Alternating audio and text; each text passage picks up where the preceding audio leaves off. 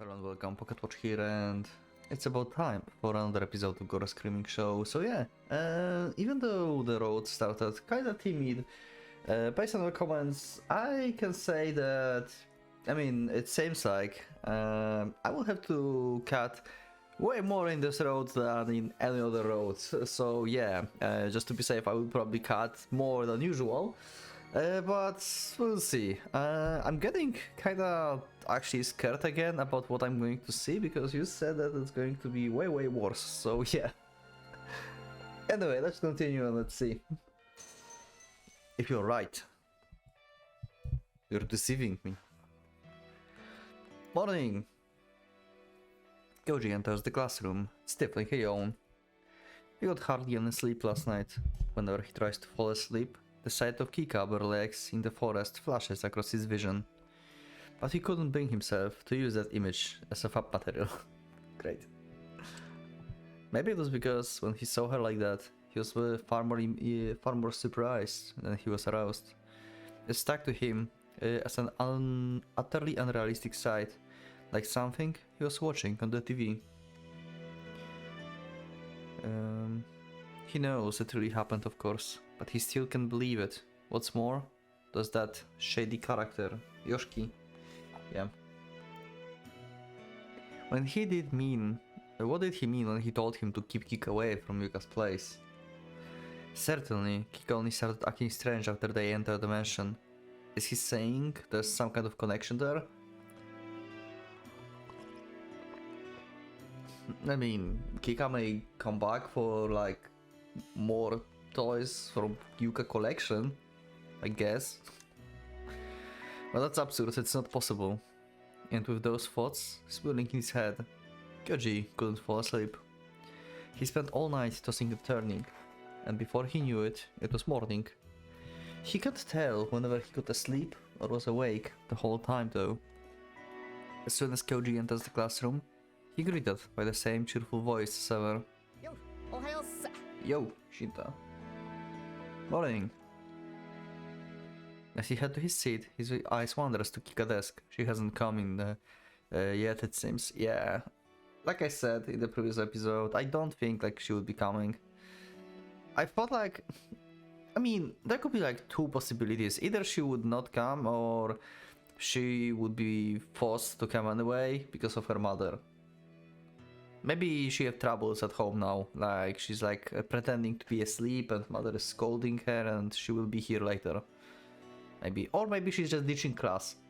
She went to school just because, like, you know, her mother won't, and then she just went straight to her hidden room to avoid everyone. Might be the case as well. Shinta strikes up conversation, and an ordinary morning begins. But homeroom rolls around and Kika still hasn't arrived. Her homeroom teacher, Salman, just says matter-of-factly that Kika absent due to illness. It's the same as with Akane. Due to illness. Everything is due to illness. After school, Akane approaches him with Aoi in tow.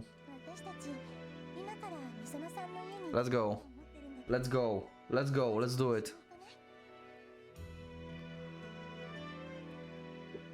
Me? To Misono someplace? Yeah.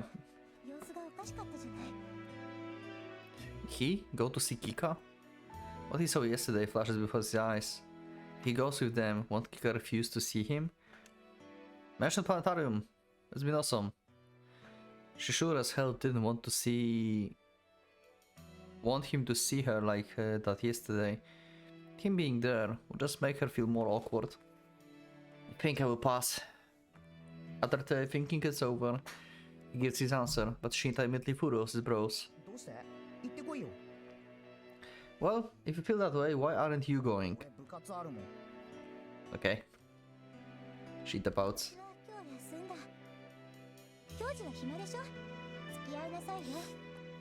Yeah, they don't know, and we cannot tell them really. He's concerned about what happened to Kika, of course, but he doesn't know how to face her. I think it would be better if just the girls want to see her at a time like this.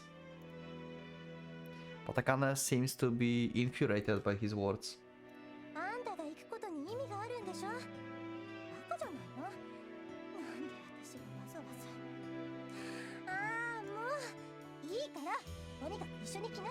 Akane, don't act like you know something that we are like going out or something. Don't act like you know. There's no way you figure this out.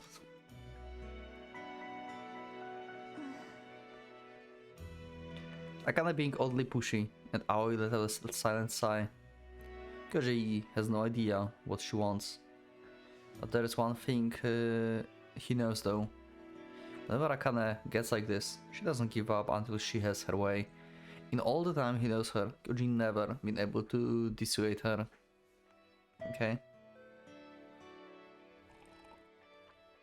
Okay, let's go. Let's see if Kika is really at home, ill, or maybe it's going to be uproar.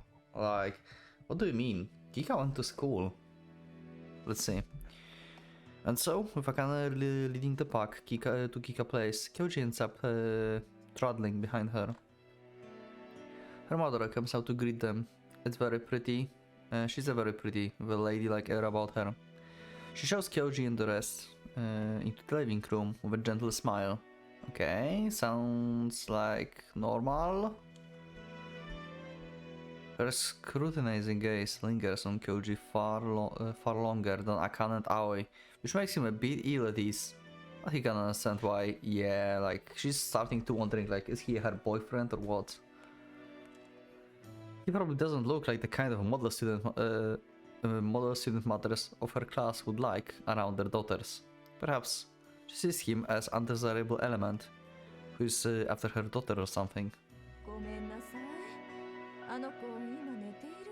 Okay. So she actually act ill. She probably isn't ill, but she acting ill. After everything what happened yesterday, probably spending time searching for the thing, right? Because it falls somewhere and she couldn't find it, so she's afraid that her mother will find it. That's my guess. That's for my previous episode. Her mother says apologetically as she pours them black tea.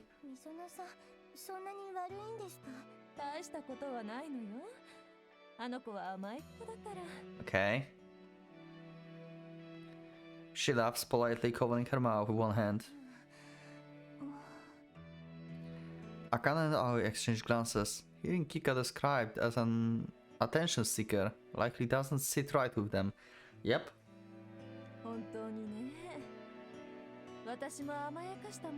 Are you serious?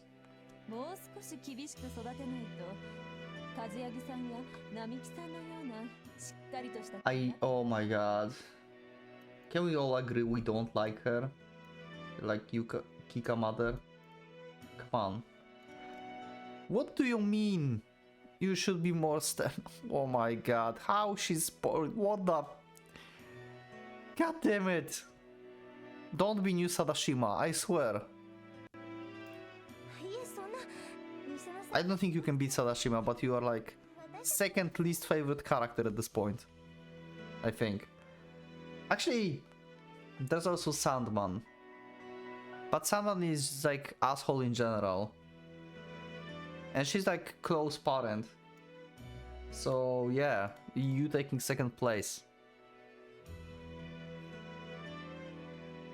For now. Probably. Akane waves her hand, her expression frustrated.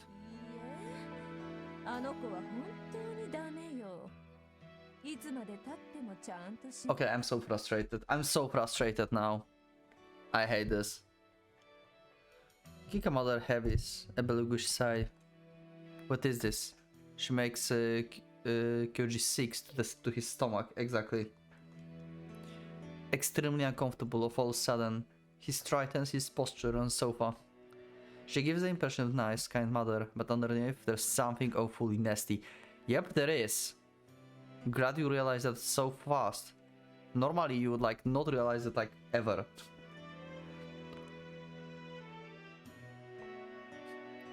Nothing she says is inappropriate as such, but overall, something about her seems off. Kyoji can't quite put his finger on what it is.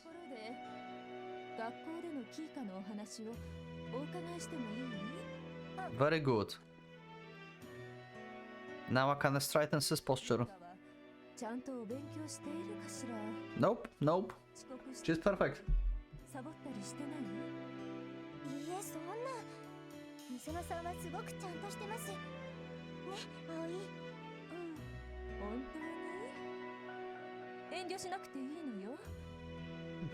No. She so wants to find something to like punish her. I swear. Why is she so distrustful to her own daughter? Kyoji is itching to get up on and do something, but he forces himself to stay put on sofa. Come to think of it, this lady hasn't spared him a glance this whole time. Is she really that wary of him? I knew Shinta should have come along too. Or else he should have come in the... He shouldn't have come in the first place. It seems Kika mother still at it. Are her table manners satisfactory? Does she hold her pencil properly? And so on and so forth. She presently asked them all sorts of questions, down to the most trivial things. Just listening to her exhausting. Kyoji spots Aoi stifling a yawn. Akane looks fed up with the whole thing. He looks around the room, seeking some respite from the unease. The room is impressive, yet austere. Kyoji has no idea how much it would have cost, but he thinks the furniture must be antique or something. Yeah, seems like it. With these like cases as well. There are a few large display cases along the wall, containing a sizable number of hunting rifles. Oh, yeah, see? Oh, this must belong to Misola-san's dad. He can't help but feel drawn to them. It's not often he gets to see something like this. Especially not so many of them in one place. It's like he slipped into another world. It's Mineko!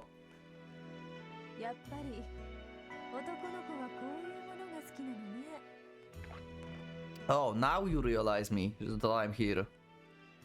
Eh? He turns his attention back to others, finds that Kika mother is looking at him for the first time. He realizes a moment too late that she's talking to him.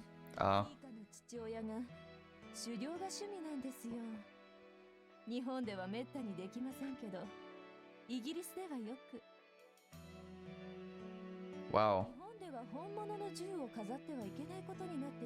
Yeah.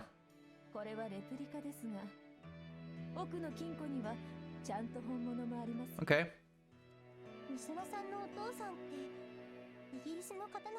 I mean, she is half Japanese, so...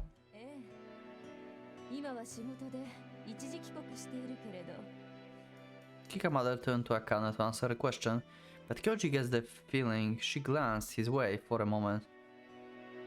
I wonder, like, I'm starting to have like very bad vibes about this, you know? Like, because... Okay, my prediction for now is that Kika's father is actually dead and she killed him. She must have used one of the guns, because maybe like he was like not strict with their daughter. She like blamed him for Kika not being like very like perfect, so she just killed him and then told Kika, hey, you know, your father is just like constantly working abroad, so that's why he's not here. Maybe he's buried in garden or something, who knows. Her gaze is oddly sticky. It clings to him. Kyoji awkwardly averts his eyes. I don't think I like this lady. I don't think I like this lady too, Kyoji. He can only describe this feeling as sticky and clingy. He recalls how, when they went to the planetarium together, Kika let slip that her mother would not approve of her outfit. He feels like he understands Kika's self-deprecating aptitude a bit better now. She's so annoying. Oh my god. So this is another character I will not be able to stand. Oh god. Akane house is right next door. So Kyoji and Aoi part ways with her in front of Kika Place. A little further on, they stop at the corner of a small alley. じゃあ私こっちだから Got it. See you. Can I see your parents? Like, we never saw them. Come on. Aoi nods and disappears into the alley. Come on. In the end, they didn't get to see Kika at all. That fills him with regret. Unable to bring himself to just go home, Kyoji wanders into a nearby park. Also, my another thought right now, after this whole exchange with Kika mother, probably after they left, Kika mother goes to her room and starts scolding her that she's worrying everyone, so she's like acting like this, but she should go to school, and now some random people just barging into my house and like asking weird questions about you and stuff, you know? So yeah. This is so, oh my god, this is so what's happening right now, I swear. Like, oh god, I cannot. There's no one there. Maybe it's the recent disappearances. Ugh. Sorry, I woke up recently. I bet the recent disappearances, or maybe kids those days just don't play outside much more anymore. He plants himself on a nearby bench. The sunset sky is almost dazzling beautiful. Maybe Kika refused to come down because he was there. Maybe that was it. I mean, she probably don't even know that you visited. He feels much more depressed than he first thought. Seeing Kika like that yesterday was a shock for sure. Seeing the girl you like strike such an obscure figure is more shocking than it is titillating. But once his thoughts get that far, he grimaces. He feels embarrassed all of a sudden. The realization sets in that yes, that's what's happening here. He likes Kika. Yeah, pretty much. Yesterday, she looked so ashamed of herself. She would sob after every moan, and she shuddered when she saw Kyoji. At this rate, she will just pull further and further away from him. Is he really okay with this? Yeah. Let's finally at least send a message. Kyoji takes his phone out of his pocket. He calls up the number she gave him. He glares at the screen for a moment, and after stealing his resolve, makes the call. Oh, he actually calls. Okay. He will count the number of rings, and when he reaches 30, he will hang up. That's the pact he makes with himself. It's still ringing. Maybe he should decide not to pick up the moment he sees it in front of him. And he doesn't want to be too persistent. If he doesn't pick it up now, it will probably be too late already. Kika must be plagued by self-loathing. If nothing else, he wants to tell her he won't tell anyone. Reassure her on that count at least. As he counts the beeps, he resolves to do that hardens. 28, 29, 30. Yeah, okay. And he's about to press the end button on the 31st beep. A small voice next from the speaker. Oh! Okay. Glad that we didn't like hang up earlier. もしもし Hi. Hey, Mr. Yeah. Oh, thank God. I was afraid he wouldn't pick up. Forget that. That's come out wrong, Kev. He scratches his head nervously, realizing he's acting strange, getting all frustrated in this deserted park. So, are you feeling better? You know, I have to express how he feels. He wants to talk to her. He still doesn't know what to say, but he doesn't want it to end like this. Not like this. Never. No. Sooner does he thinks that the words start trembling from his mouth of their own accord. Is there any way we can meet now? Kyoji! Like, okay, from perspective what we know, she probably is not ill, okay? But, I mean, we know that Kika mother said that she's just acting like that. Well, because I guess that's what she believes in. But Kyoji, she's apparently not at school because she's ill. And you're asking her to come out into some random place when she's ill. The fuck? I mean, she would have to like sneak out through the window and that would make trouble. She won't be able to just go out through the front door because mother will not let her. Like, there's like no way she can, like, there's zero chance she will come out. There's zero chance. Because anything she will do, like, mother will figure it out. Hearing Kika's surprised tone, Kyoji hardly thinks back over what he just said. But, okay, but just hearing that he wants to meet with her means a lot to her. Because she thought that Kyoji will not think or want to meet with her anymore, right? After what he saw. But clearly, he still loves her.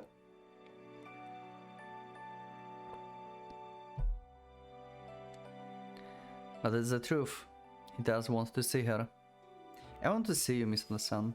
I don't really know how to say it, but I don't want to leave things like this. Yeah. Is that a no? Kika is silent for a long time. Eventually she utters a feeble response. Well, at the park. Despite himself, Kyoji is smiling as if he just won a jackpot. At the children park. It's 5 minutes walk from your house. The one along the road. On the street over from the convenience store. You know it? See you soon then. She didn't say that she will come, she just asked where he is.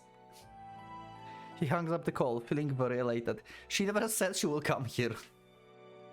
I mean, she sounded like she would, but...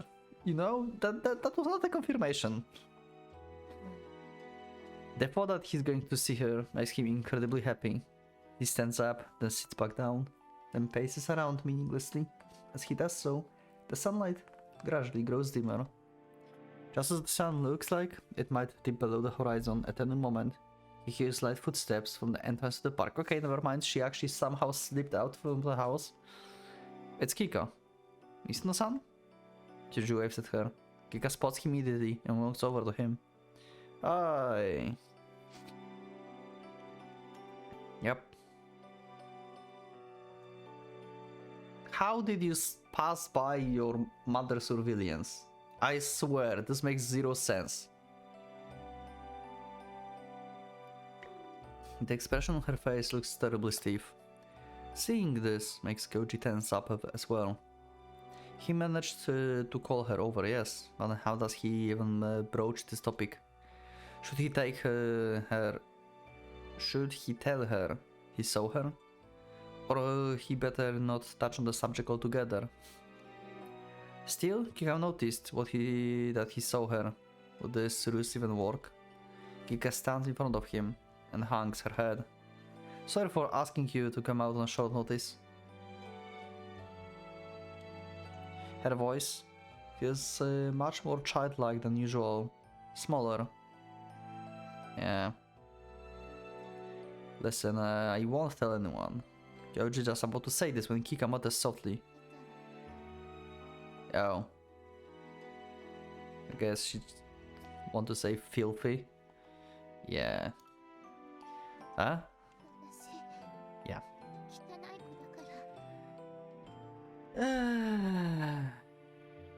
Miss No-san? Kika clenches her fists and carries on.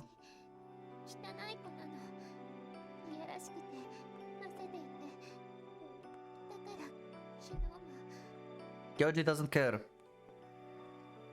Who knows? Maybe he will join you. I mean, there are pairs like this, right? I guess.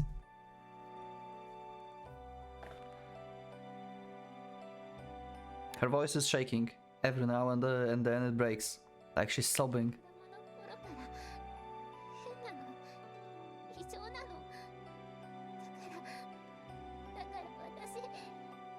Okay, so you've always been interested in stuff, but like last time was the first time with the toy, but usually yeah, okay.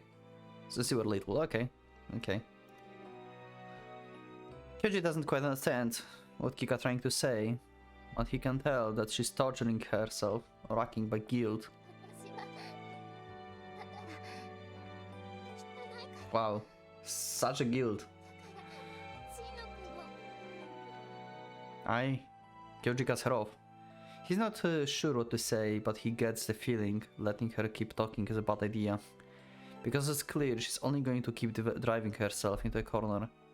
Yesterday I'll be honest, I was surprised, but you know, you clearly weren't yourself back then, Miss Ono-san. I think I know you well enough. I can tell that much. Probably. Okay. Something extraordinary must have happened, right?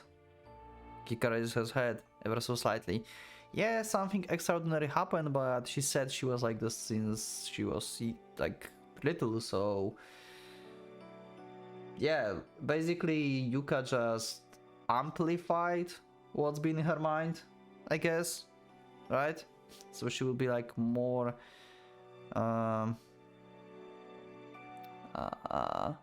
brave to do things outside. Probably she only did it like in home and stuff before. Kika raises her head, even so slightly. Me, when I get pissed, I just see red. I start throwing punches, even though I know it's a bad idea. I think everyone can be like that sometimes. Everyone has things that make them fly off the handle. Things that they can't help doing. So it doesn't just happen to you, Miss Ono-san. Saying this makes me realize that maybe he's actually really bad at talking. It feels like he can't get his true thoughts and feelings to come out of his mouth at all, and he can't tell if anything he says will make her feel better. There before his eyes isn't some other student who's out of his league. She's disheartened, fragile girl. She's crying her eyes out. Having listened to Kyoji's speech quietly, Kika now speaks through quivering lips. 私 Yeah, like Kyoji will hate you. シンノ君に Yeah. 嫌われたと I could write a script for this road. Her words trails off into sobs. I don't hate you. 私本当に You're not filthy. Kika keeps shaking her head stubbornly. The sun sets, the wind blows strong and it's chilly. The street lights flicker on, providing the darkened park with a little illumination. Kyoji feels anger and frustration build up in him. He was never a patient person. He scratches his head in vexation. What do I have to say so you will get it, damn it? Yeah, he's already getting frustrated now. Once the words are out of his mouth, he freezes. Kika shudders jolts as she shrinks in on herself. Huh.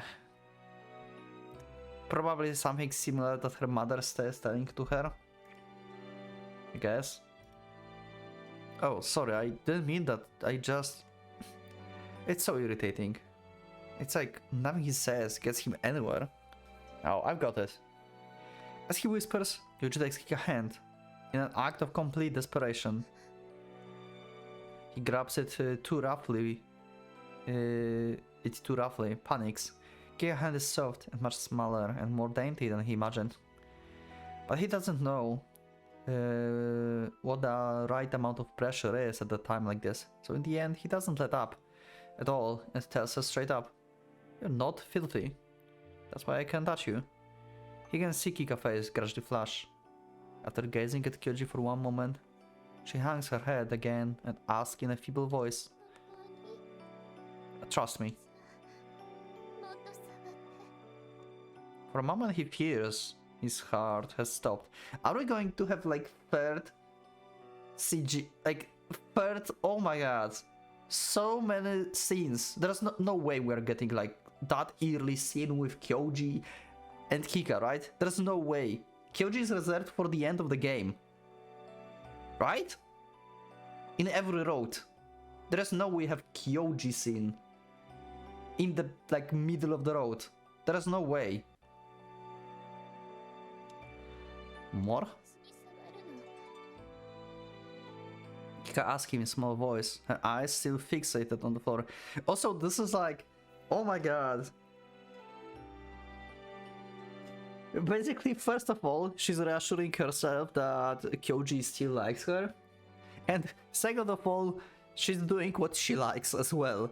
It's like win-win situation for her, because it seems like it's her king.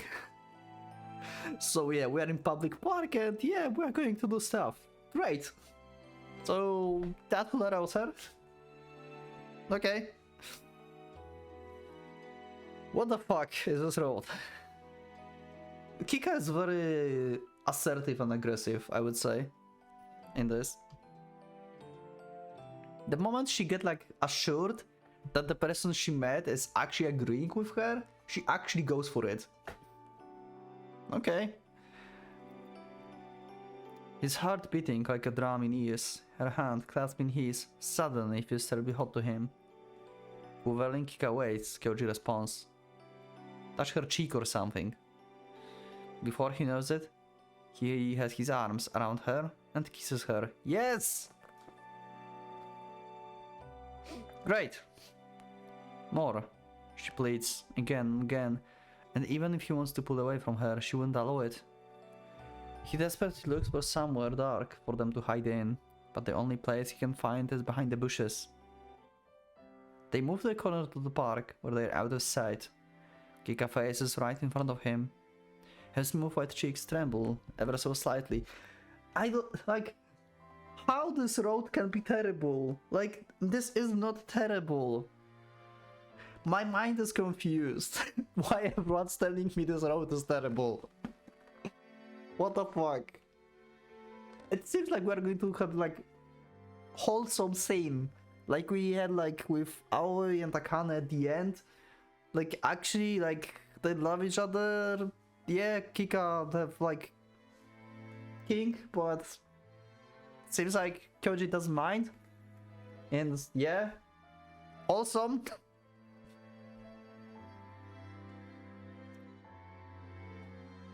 I'm so curious what's going to happen later. I'm so curious. It's way too peaceful. It's way too peaceful. Her downcast lashes are long, her eyes moist and wavering. And she looks up at Kyoji expectantly. Her soft, flowing hair smells faintly of the sweet fragrance of her shampoo. Misono-san? I come this far, but he doesn't have the idea what to do next. Kika doesn't seem to dislike this. If anything, the longer Kyoji wavers, the more awkward she will probably feel. Kyoji hesitantly reaches out with his hand, placing it on her chest and enveloping the softness with his palm. Yep. Kika closes her eyes and let out a sweet breath. It's almost sounds like relief. He gently moves his fingers and the skin beneath them is softer than he imagined. It changes shape in accordance with his movements. Can I touch them directly? Kika nods wordlessly. Kyoji reaches out to unbutton her cardigan, trying his hardest to feign composure. I had no idea that that part of clothing is called cardigan. I had no idea that word even exists. Now I know. Who knows, you learn something new every day. His fingers shake, though he can't quite imagine it.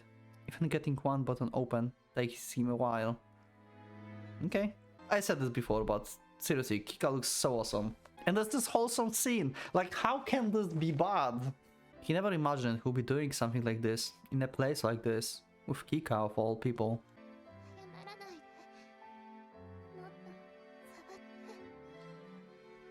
Aww, that's cute. He keeps apologizing. He feels like he's handling something too fragile. Really, he's afraid to touch her, and it makes him terribly anxious and apologetic. The thought someone might come here at any moment is nerve-wracking. But at the same time, he wants to keep touching her like this forever. Kika has such a good CGs, the best ones. Kika screams out, her unfocused glistening eyes light up with bliss. Kika hips back and spasms. Her petite mouths open, revealing white teeth. After this, she simply slides down into a sitting position, like she can't muster the strength to stand. The air now feels chilly on Kyoji fingers. Misano-san. I'm sorry for doing it in place like this. Don't worry, Kyoji. She actually really liked this. That's the thing. If you like Kika, you will probably have to actually just accept this and just go with this and just like do it from time to time in public. You'll have to just accept that. Kika shakes her head as she buttons her cardigan. Kyoji feels so awkward. He has half mind to bolt. Like, seriously, like, so far Kikaru is really, like, not that bad. Like, what will happen later? My brain just cannot, like, figure it out how this can be a bad thing. Okay, there's, like, a problem with this in the matter of, like, how extreme she will want to go with this. And Kyoji, like, what if she will start doing this, like, on, I don't know, like, school corridor? Or something, you know? Or like next to Sadashima. Or something, you know? Like something extreme like this. Like everyone actually sees her and observe. That's, yeah, this is like the most, like, extreme thing I can think of. Actually, probably. Yeah. I would not like that, but I don't think this is going to be more extreme than we had like with Aoi or Akana. Especially with Aoi. Holy crap, that thing was intense. But he does know one thing for sure now. He really does love Kika. She might have some baggage, but he does care about her. These feelings are true. It's gotten dark. Shouldn't you be getting back home? Kyoji is relieved to hear that her tone is slightly more composed now. He shakes his head, relieved. I think like we are definitely, like I said before, but now I'm 100% sure we are going to get another scene with Kyoji and Kika in their secret room. There's no other way. There must be a scene in the room. If there's not, then I'm going to be disappointed. Because this makes like the most obvious sense that there will be a scene in there. I'll be fine. I will walk you wait, no. I will walk you to the corner of your street. Make sure you come back to school tomorrow. You hear? Kika looks up at Kyoji fixedly and then nods. After that, she adds, yeah, don't worry. See, Kika is happy because the person she loves actually accepted her as she is. That's cool. And Kyoji accepted what she's doing. That's cool. Like it. Awesome. Kyoji comes home and plunks down his bed. And he's just too wired, too elated. Also, Yuka must be pissed off about this, you know? Like, she did that so, like, Kika mother will hate her and Kyoji would hate her. But turns out Kyoji actually accepts Kika and likes her anyway, so Yuka will be, what the fuck, how? So yeah, I'm curious what Yuka is going to do next, because the first plan failed, basically. So maybe Yuka will do something more horrible.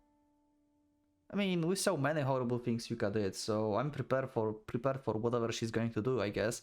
Like what? You are going to send Gore with tentacles? We saw that already.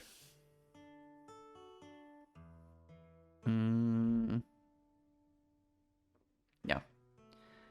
He's worried about Kika, and the fact they went that far, even if not quite all the way, in the heat of the moment, weighs on him.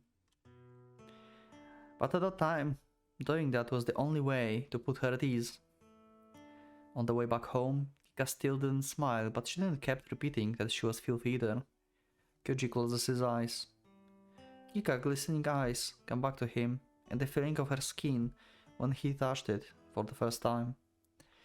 You can only hope what happened eased her mind a little, but the feeling won't abate. It's not so much physical arousal as emotional excitement. He has a secret he's sharing with Kika. It feels like today, just like that, he became an adult. Just as Kyoji is wondering if Kika calmed down. Oh, wow. Okay, there's a... Okay. These scenes are not horrifying or anything, so that's good. Okay? These are actually pretty awesome. But the amount of them seems to be really high. So I will... Like... I feel like 99.9% of the scenes is going to be the same when Kika is alone. It's going to be exactly the same as the first one, so I will probably just like see like first thing or something and I would just like cut for YouTube everything else, I guess. I don't think like we need explanation how she's doing stuff, right? Like, unless something new will happen. Or something like, I don't know, like developing the character, like some kind of like new thought, new idea, new emotion, then I will probably just leave it, but it seems like it's all going to be the same. It's going to get boring pretty fast, I would say. Guess lying on her bed, completely lost. Yeah, Yuka probably amplified your like thoughts or something. After what happened with Kyoji this evening, she really thought she was satisfied that she was feeling a little better. She came home, made frustrated excuses while her mother scolded her over how disheveled her hair was and how late she was. Then she went to her room. She scolded you for coming back home late and not for coming out?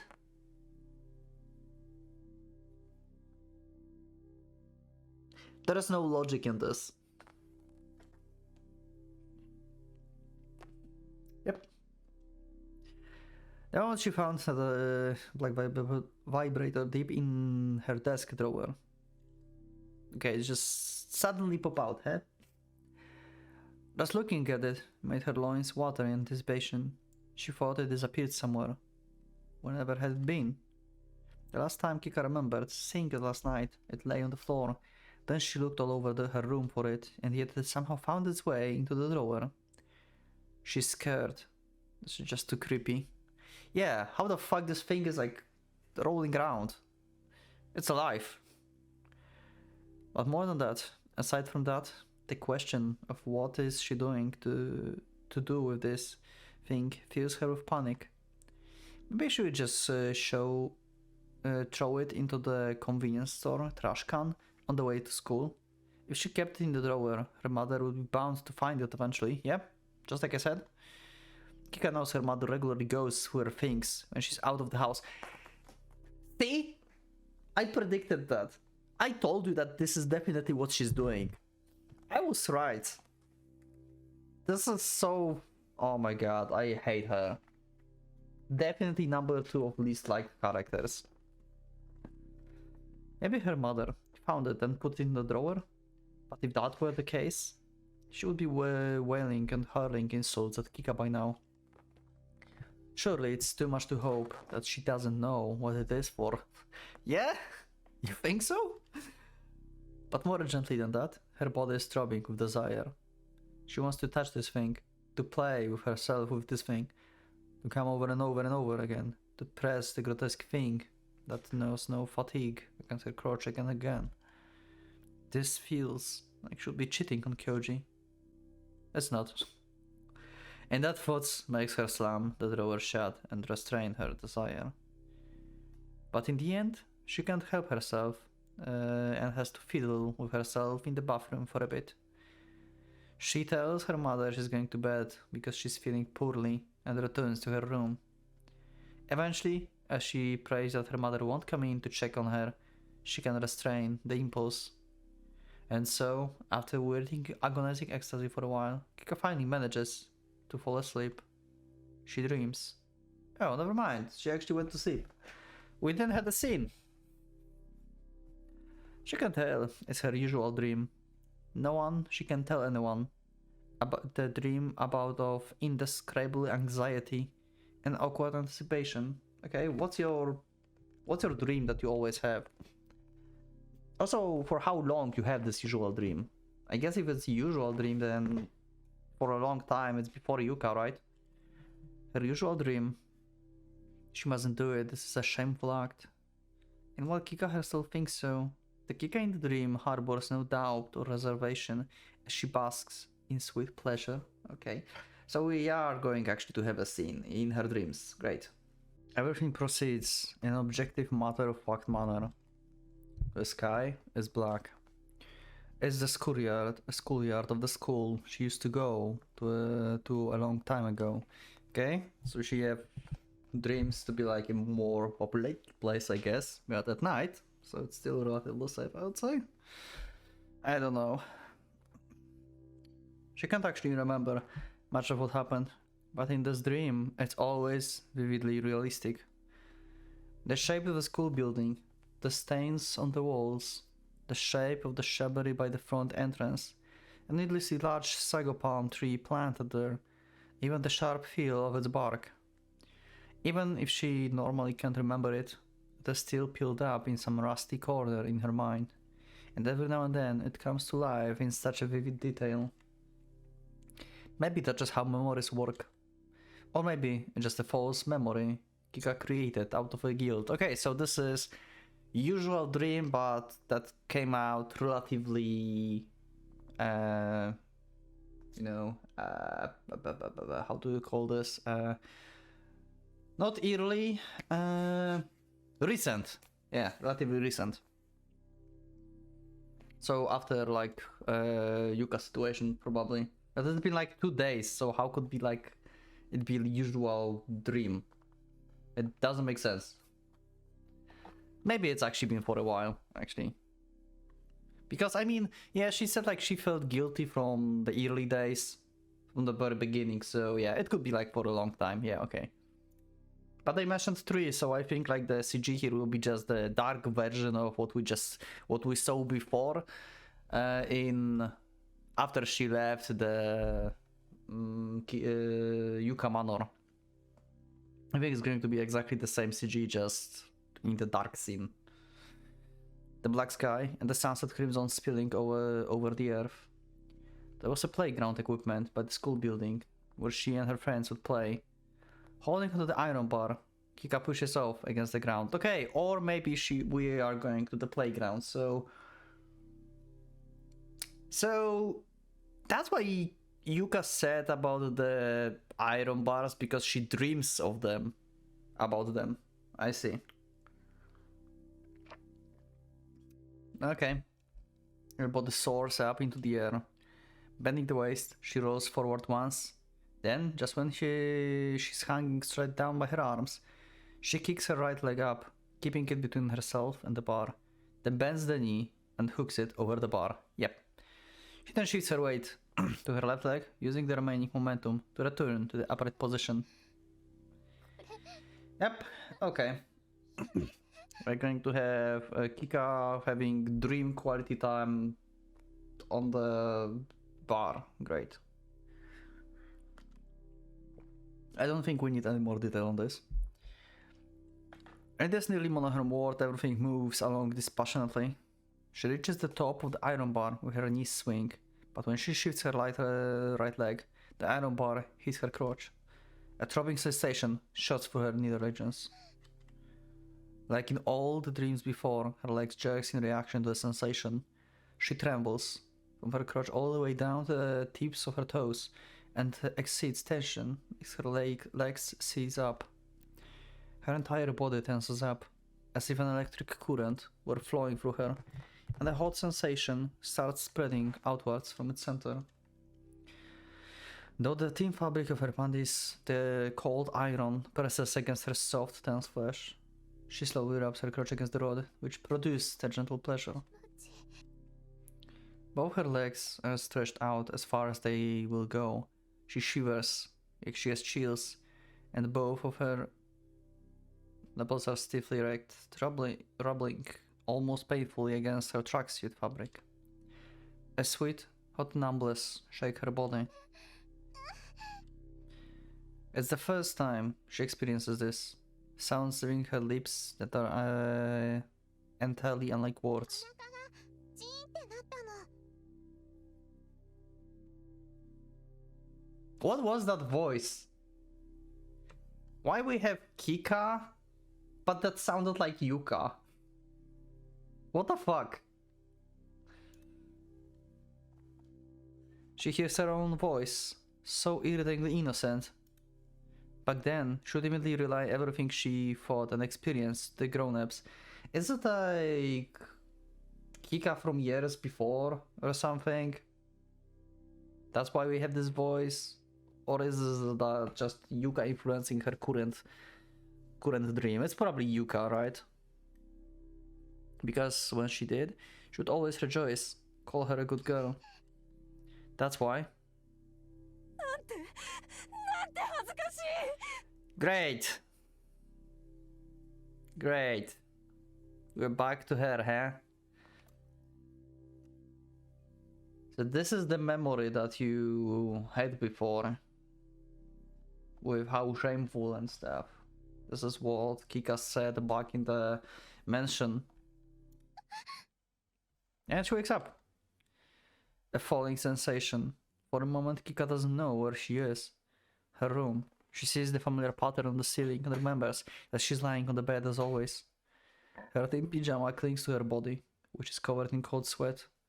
Her hair, still moist from when she washed it, comes undone and falls onto her face and cheeks. Brushing it aside with her fingers, she waits for her pulse to settle down. She glances at the clock, finding it hasn't been even an hour since she went to sleep. あの夢。 Yeah. It happened years ago. Her mother probably doesn't even remember it anymore.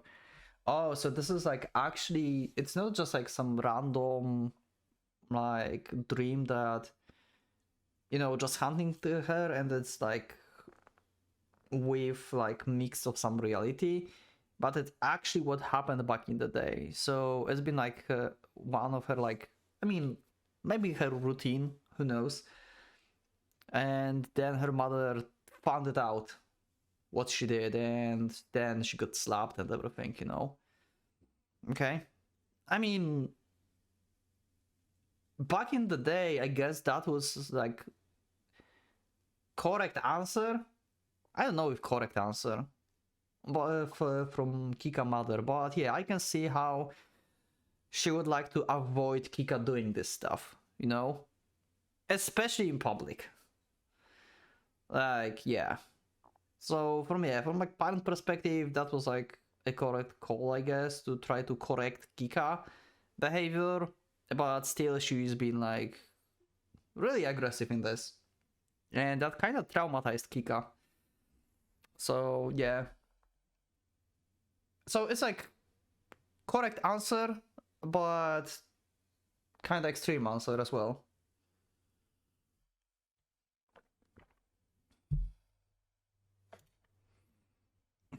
But for Kika, it is event that she can never forget, no matter how much she might want to. Yeah, it's basically a scar for her. She will likely remember it for the rest of her life and bear with it, with her without even sharing it with anyone, until the day she dies. 鉄棒がそんなにいいんだ。 Yeah, that's why Yuka mentioned that. Recalling what the girl, Yuka, told her out of the blue makes a chill run down her body. Yeah, why did the girl know her secret? She's like obviously mind reading. An iron bar is much too specific for it to be coincidence. And I think she just sat in the room along with Kika's own shameful acts. Even since she met Yuka, Kika abruptly lost her mental equilibrium. It's like something she kept buried down, deep down for a long time is being forcefully dragged to the surface. Yeah, see? Like I said, Yuka probably amplified Kika desires, basically. Because she probably been doing like the thing with Iron Bar quite often in her younger days. Then mother figured stuff out, made this like very traumatic part of Kika life, and then she stopped doing that and buried it and tried to not do stuff. And since then she's scared of mother and stuff, and Yuka just emerges her like old self basically to the surface. She sees the face of the boy she felt so close to just hours ago before her mind's eye. He was the one person she didn't want to find out, and yet he did. But he accepted her despite that. Kyoji is kind, if maybe a little rough and brusque. She recalls how he clumsily touched her earlier that day in the park. His feverish voice, his rambling caresses. And the moment she does, she feels a fire once again light up in her loins. Her panties are unpleasantly cold and damp. Yep, Yuka is actually really amplifying your thoughts. No one sees her like this. No one thinks of her like this. No one would look at her and think she's that kind of the girl. That's the act Kika has kept up so far. So sometimes, late at night, when she was alone, she would comfort herself. It was her secret. Then, how did Yuka know about it? Yeah, so basically, she always wanted to do this in public because it gave her additional, like, thrill, you know? But since, like, situation with mother, she decided to hide herself, basically, from everyone. Kika holds onto her blanket, shivering as chill runs over her. I feel like it might go like into more extreme stuff later, actually. Like I say, like being exposed in front of school maybe or something. I don't know. She can do like a lot of stuff. Let's see how it will go. She's all alone in the silent room. Her thoughts spiral down into darker and darker places. Unable to resist any longer, she turns her eyes to the desk. In the bottom drawer, hidden at the very back of it, was the toy she found earlier. After a moment's hesitation, she gives in and opens the drawer, then gingerly moves its contents out of the way. But the toy is not there. There's nothing there. Kika feels her legs wobble. Wow, Yuka is going to torture her so much like this. Like, I swear, like, she wants one thing, Yuka is going to do the other thing. She's going to make Kika so frustrated that Kika will just shamefully go and, like, do stuff like in the city or something, you know? I swear this is going to be, like, some kind of, like, extreme version of the king. Let her mother find it while she was asleep, because she knows it was there when she went to sleep. She wrapped it up in cloth to make it less conspicuous, and only after taking a shower to get herself to forget about it, she finally able to fall asleep. Where did it go? It's like she's having a nightmare. Did she really wake up from that dream earlier? Just standing next to the drawer makes her feel bad, so she turns to return to her bed. Oh, okay, we are going to have Yuka. Okay. Great. Hi, Yuka. Sitting on the bed is she herself. Oh!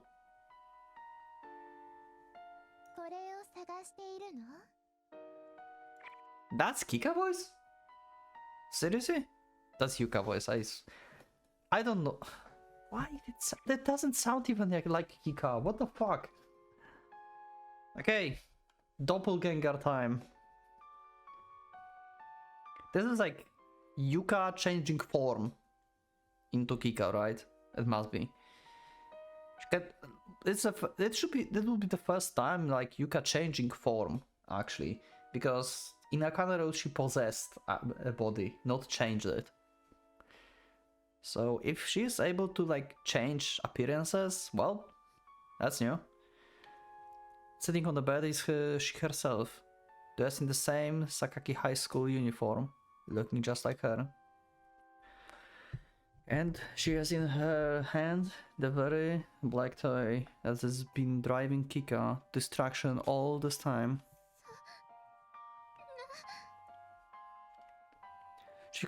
She's completely speechless. Fearing that if she moved, the apparition before her would become reality, Kika remains frozen in place. All of a sudden she remembers that mirror image of herself, masturbating in that room at Yuka's place. A doppelganger, another version of herself. But why does she look so lascivious? She looks the same as Kika, and yet Kika, overwhelmed by her sheer erotism, her other self gives off. Her breasts jiggle heavily under her thin uniform. Her hips are full and well-rounded, and her tight stockings. Her thighs sticking, okay, out under her miniskirt are smooth and shapely. The entire body exudes a thick, musky sultriness. Is this what she looks like to other people? She thought. The thought fills her with the intense self-hatred and shame. But at the same time, she can't take her eyes off her. Is this how Kyoji sees her? Are we going to have Kika on Kika situation here? The Kika seated on the bed, brushed up a strand of hair and smiles at her. Her every movement and gesture is dripping with a feminine sexuality so intense she can almost smell it. It sends Kika reeling. Yeah, sure.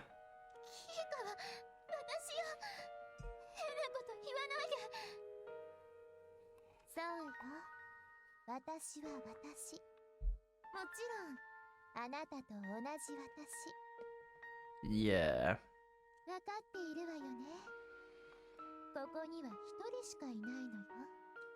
Wow. Wow.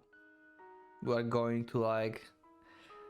You guys showing her this and trying to convince Kika that she's just talking to herself. Like literally in her brain. Like she's like imagining stuff. But this is pretty much like illusion that is very real. Because obviously Yuka is doing this. Come on. The Kika sitting on the bed extends her hand, gesturing for Kika to come closer.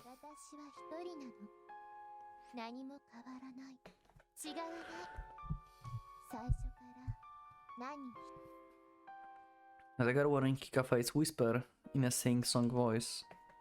It's her voice, subtly different from the way her voice usually sounds to her. There is an unpleasant, grating quality to it, as if it came from a radio that was slightly out of tune. The rumor becomes stagnant, and it's like a mist is hanging over it. She feels a chill rise up from the floor, through her bare feet and up her legs. She hates this. She's scared. She's scared. This is how she feels right now, and yet... Kika finds she's approaching the bed, as if pulled by the invisible thread. Before her eyes, her adult self regards her with a lewd smile, drawing up her knees, and opens her legs absently. She doesn't have panties on. Beneath the slight shadow of her public hair, she can't clearly see droplets of fluid glittering. Kika feels the same, fluid dripping down from within her own body. Each step she takes towards the bed makes her curve boil over, straining her pristine panties. The more act of walking... The mere act of walking turns to sweet stimulus, and so sugary, nonsensical moans start slitting from Kika's lips. Her steps grow quicker. Now she's close enough. She could touch her other self if she extends her hand. A masked hand in the air. It invades Kika's body through her nostrils and goes straight to her brain, numbing everything it touches. The Kika on the bed extends a porcelain white hand towards her. She traces Kika's cheek and runs her fingers through through the hair flowing down the side of her face, then brushes against the nape of her neck, only to wrap her hand around it from behind and pulls her closer. That touch alone is enough to turn her entire body to jelly. She collapses powerlessly into the bed, her body completely limp. Feels like it's being ravaged by a fever. Her panties are so drenched that it looks like she wet herself, and her negligence twists impatiently. Her breasts rub against her clothes.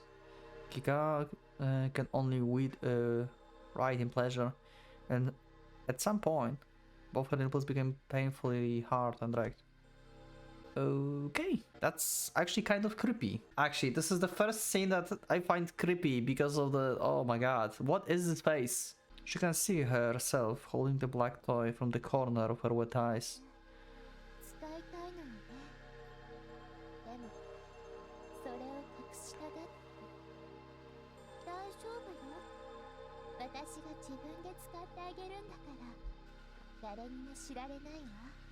Yeah, on yourself, Her self-loathing and her lust holds her in a tug of war. It feels like she's doing stuff while having the result of her psychoanalysis read out to her. Yeah, pretty much. It's a strange feeling, like she has a split personality. Between that and the pleasure washing over her, Kika thoughts starts to unravel. As she listens to her own voice whisper huskily into her ear, her mouth gains a life of its own, spewing obscenities to garner more pleasure and shame. Her long wavy hair spreads over the bed. Her head rears back as a loud, horror scream tears through her throat. Her body bounces, like she just fell from that great height. Her breath is rough and uneven. Only when she lays eyes on the familiar ceiling on the room, Kika realizes where she is. In her own room, the cold of night hanging in the air, Kika slowly sits up. Her entire body feels wet and sticky. She must have sweated in her sleep. She hears hurried footsteps outside her room. Oh my god, she actually screamed out loud. Oh god. Oh god. What kind of traumatic event is going to happen between her and her mother? Shit. Hi. Awkward. The door swings open with Tud. Her mother busts in, looking quite startled. She in her house, clothes, so she must have been up. The light from the corridor spews over the floor of the dark room. Just a faint orange light, but it still dazzles her.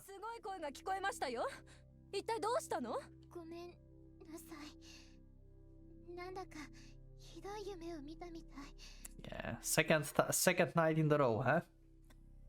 You had that excuse last time. She apologizes meekly and hangs her head. It's not a lie, but more than that, she doesn't want her mother to see how flushed her face is right now.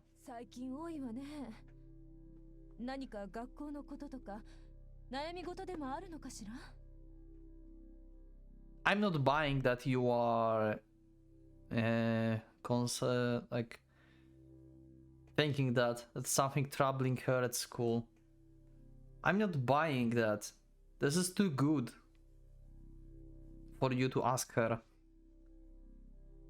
Okay, she's still her mother, okay? She might still like ask that, okay? Okay, let's just give her a bit of credit, okay? She kinda cares in her own way, okay?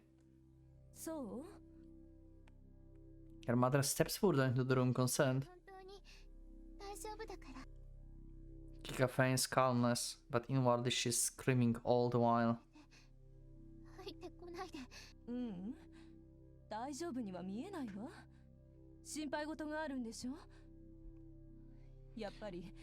こんな田舎に引っ越してくるんじゃなかった。 Oh, I know. Okay, I get it now. Because of the dream. I know now. Okay, I figured out why they had to move.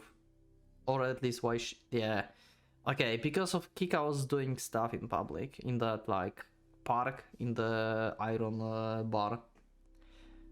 That's probably because, like, rumors starting to happen. And that's why they had to move. Okay, now it makes sense why they had to move. I figured it out. Her mother reaches for the light switch. Her mother pulls her hand back suspiciously. でもないから。私もう寝るから。 The sound of the phone ringing breaks the silence. あら、何かしら。こんなに遅く。 Oh, this is meantime. No, this is not meanwhile. Wait, this is after she met with Kyoji. So who's calling now? Just before she leaves, her mother turns around and adds. 落ち着いてゆっくりお休みなさい。心配事が And this is okay. いつでも話すんですよ。 This is probably Yuka doing her magic calling the blank phone or something to distract Kika, mother. Kika hears her, walks back to the living room. She seems to be talking to someone. She's speaking English, meaning it's probably her father calling from England. Okay, never mind, her father is alive. My mistake. Maybe I pictured her worse than she actually is. Might be. Tell me you hear day or night. I don't know if I want to. I mean, okay, maybe I'm just negatively, like very negatively thinking of her because how aggressive she's been in that backstory of Kika. Maybe I inherited Kika paranoid to her mother, you know. Maybe that's just it. Maybe she changed. Maybe she's strict, but she's caring. Actually, maybe. I don't know. You can let me know in the comments what do you think of Kika mother. Does she actually care or not? She's just playing good while being bad? I don't know. Maybe she's just like normal, very strict parent that actually cares. When the tensions wears off and leaves her utterly exhausted. Oh, poor Kika. Why does this keep happening to her? She misses Kyoji. Being with Kyoji makes her feel at ease. She can't wait to get to school and see Kyoji again. Yeah. Wow. Kika mental state is so bad right now. Yuka knew what she's doing. Yuka knew exactly what she's doing. She's, like I said, she's like doing like mental war, basically, in her head. I said this like in the first time when we had like Yuka mention that she's going to basically antagonize her against her mother and everyone else around by amplifying this. Oh, hopefully she will not break. Kyoji, we need your help. And that's going to be in the next episode. Thank you everyone for watching this episode. Hope you liked the episode. I've probably cut a lot, but yeah, that's just... yeah. That was one creepy scene. But yeah, thanks for joining, and I will see you in the next one, I guess. So leave a like if you liked the episode, subscribe if you're not subscribed, and I will see you in the next one. So for now, PocketWatch, let's kick out.